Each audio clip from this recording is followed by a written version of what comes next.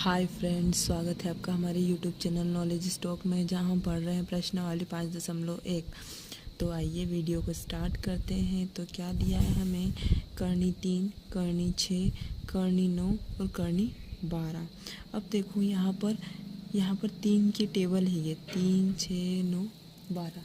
ठीक है, तो अब क्या निकालेंगे? हम सार्वंतर निकालेंगे। तो सार्वंतर जो होता है उसको हम डी से डिनोट करते हैं और डी को हम D1 मान रहे हैं। तो D1 बराबर क्या होता है? A2 माइनस A1, मतलब दूसरे पद में से हम पहले पद को घटा देते हैं।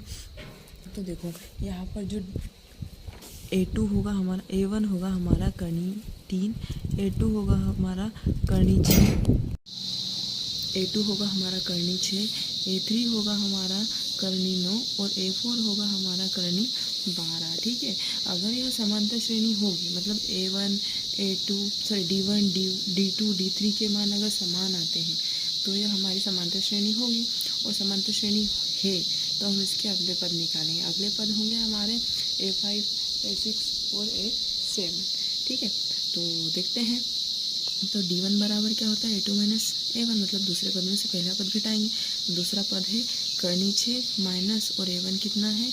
करनी 3। अब देखो यहाँ पर जो करनी 6 है इसको हम लिख सकते हैं, करनी 6 बराबर क्या होता है? 2 गुणित 3, 3 दूनी 6। अब देखो यहाँ से इसको हमने ऐसा लिख दिया। अब करनी 3 को हम क्या लिख सकते हैं? करनी 3 को हम लिख सकते हैं 3 करनी 1। अब देखो यहाँ से क्या से कॉमन आ रहा है? करनी 3। तो यहाँ से हमने क्या कॉमन निकाल लिया? करनी 3।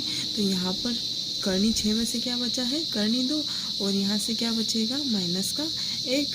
ठीक है, मतलब इसमें से हमने इसको 1 को तो हम लिखते नहीं है, तो हमने यहाँ पर फिर भी लिख लिया है। तो करनी 2 माइनस 1, मतलब D1 का मान हमारे पास में कितना आया? करनी 3 कोष्ठक में करनी 2 माइनस का 1। अब क्या निकालेंगे हम? D2 निकालेंगे। तो D2 निकालेंगे तो क्या होगा? तीसरे पद में से हम दूसरा पद घटा देंगे। तो तीसरा पद क्या है हमारा? करनी 9 और दूसरा पद है करनी 6। अब देखो करनी 9 को हम लिख सकते हैं 3 गुणित 3, 3 3 9 होता है। ठीक है, और करनी 6 को हम लिखेंगे फिर से 2 गुणित 3, ये हो गया। ठीक है, अब देखो यहाँ पर भी करनी 3, तो यहाँ से क्या कॉमन आ गया? करनी 3, तो यहाँ बचेगा करनी 3, और यहाँ से एक करनी 3 तो बाहर हो गया, तो यहाँ क्या बचेगा? करनी 2, मतलब D2 का मान कितना आया? करनी 3 कोष्ठक में करनी 3 माइनस करनी 2, मतलब अभी तक D1 और D2 का मान दोनों अलग है। तो अब क्या निकाल के देखेंगे हम? D3 का मान। तो D3 बराबर क्या होता है?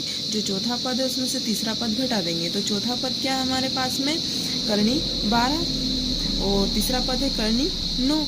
अब देखो यहाँ पे हम 12 जो है उसको हम लिख सकते हैं 2 दूनी 4 और 4 दूनी 8, और 8 को हम लिख सकते हैं और क्या लिख सकते हैं, मतलब अगर एलसीएम लेके देखें यहाँ पर इजीली हम एलसीएम लेंगे तो ये हो जाएगा 2 छंग 12, तो ये हो जाएगा 2 तिया 6 और 3 एकम 3। तो हम इसको लिख सकते हैं 2 गुणित करनी 3। अब देखो यहाँ से हमने करनी 3 तो बाहर कॉमन ले लिया है। अब इसको हम लिख सकते हैं 3 करनी 3। अब इसमें से एक करनी 3 बाहर हो गया, तो यहाँ बचा करनी 4। यहाँ पर करनी 4 बचा है और यहाँ पर करनी 3। अब देखो 2 का वर्ग होता है 4 या फिर वर्गमूल, तो हम इसको लिख सकते हैं 2 माइनस करनी 3। तो D3 का मान कितना है? करनी 3 कोष्ठक में 2 माइनस करनी 3। अब देखो D1 का मान, D2 का मान और D3 का मान तीनों अलग है, मतलब ये समांतर श्रेणी नहीं है। अगर समांतर श्रेणी नहीं होती है तो हम क्या करते हैं? अगले पद नहीं निकालते। तो यहाँ पर लिख लिया हमने D1 बराबर नहीं है, D2 बराबर नहीं है D3, तो यह समांतर श्रेणी या AP नहीं है।